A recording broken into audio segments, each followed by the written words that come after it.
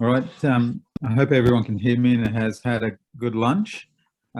So welcome back, and I'm David Rangier. And first of all, I'd like to invite from our gold sponsor today, WL Gore, Deb Burney, and who will give us a brief talk. Thanks, Deb.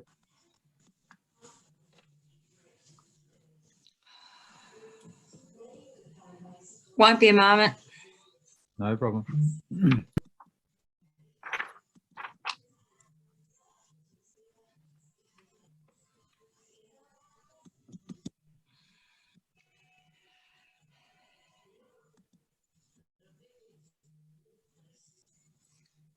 Okay, can you see that, David? Yeah, thanks, Deb. Great, I'll start. Okay, so WL Gore, we're a global enterprise, a family company. We're across many industries and we hit a number of markets. I do apologise, there's a slight repeat in our 2-minute videos, so we'll just launch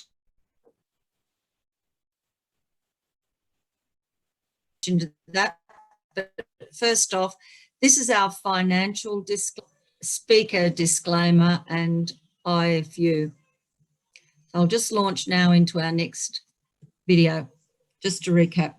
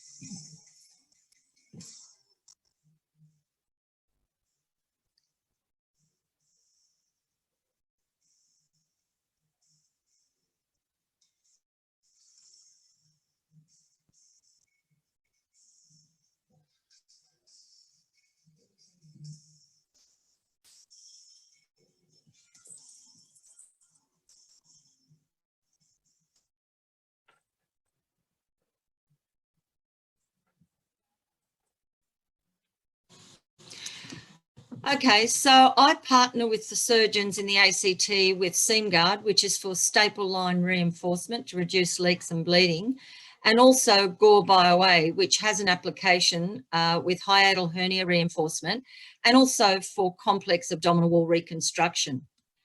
So the question I get asked a lot, particularly since BioA has been on the Australian market since 2012, is where is the data?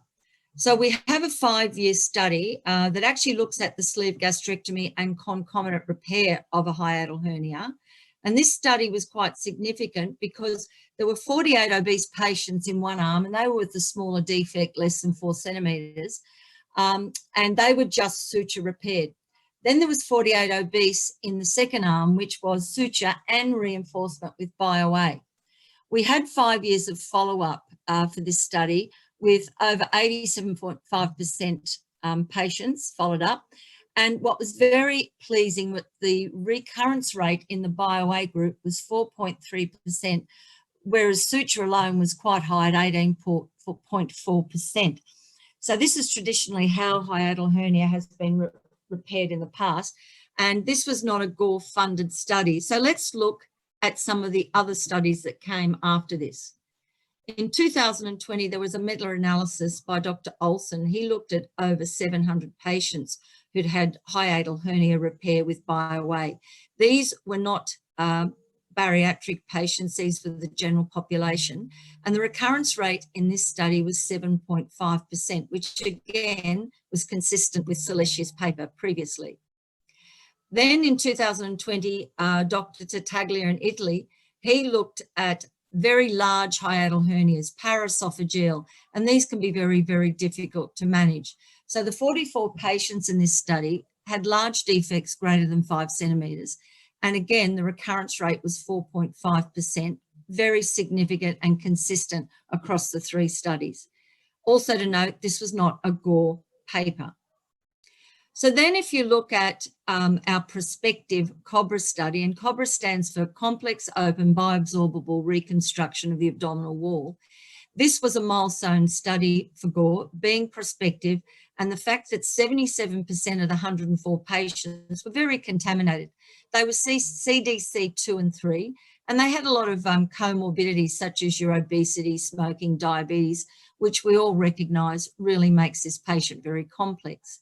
They also had other concomitant procedures conducted during this study, which was bowel resections.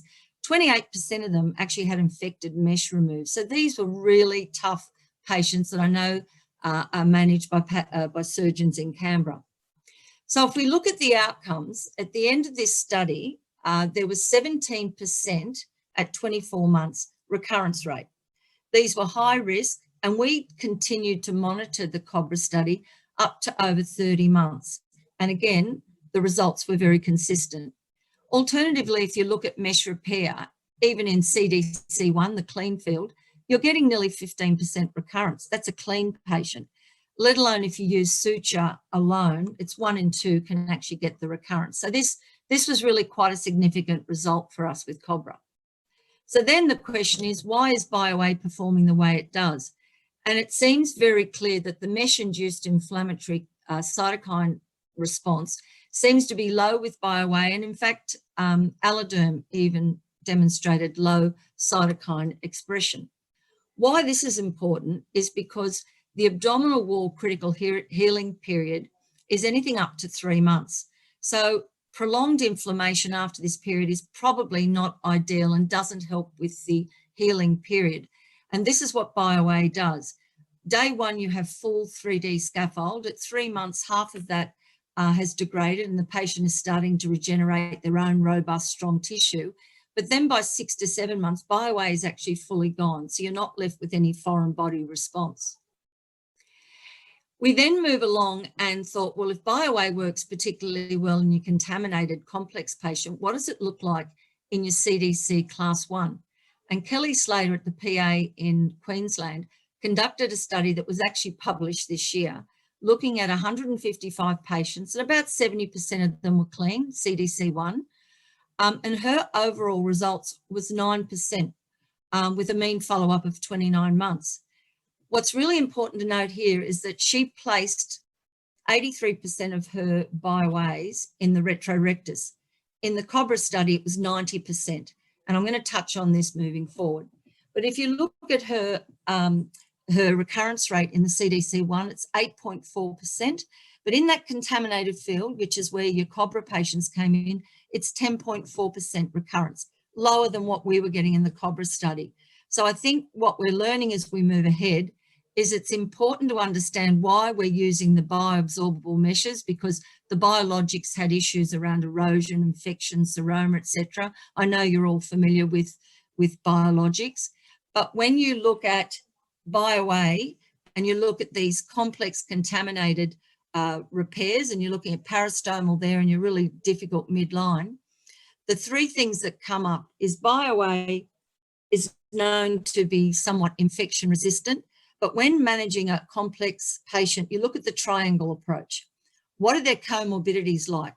Diabetes, smoking, etc. We know that's a major challenge in itself. The next challenge is, what mesh do you select? And we've proven now with CDC1 and you're contaminated that BioA is an excellent choice. So then the last aspect of really good hernia management with positive outcome is looking at where to place the mesh. And the COBRA study showed predominantly retrorectus delivered a great outcome, but even in Kellee Slater's as well. So I think this is significant and consistent to what BioA will offer. So I have got the product at Canberra Hospital, at Calvary Private and at National Capital Private. If anyone would like the studies, I'm more than happy to forward them to you. And I really look forward to coming out of COVID and working with you all with my product. So thank you so much for allowing me this time.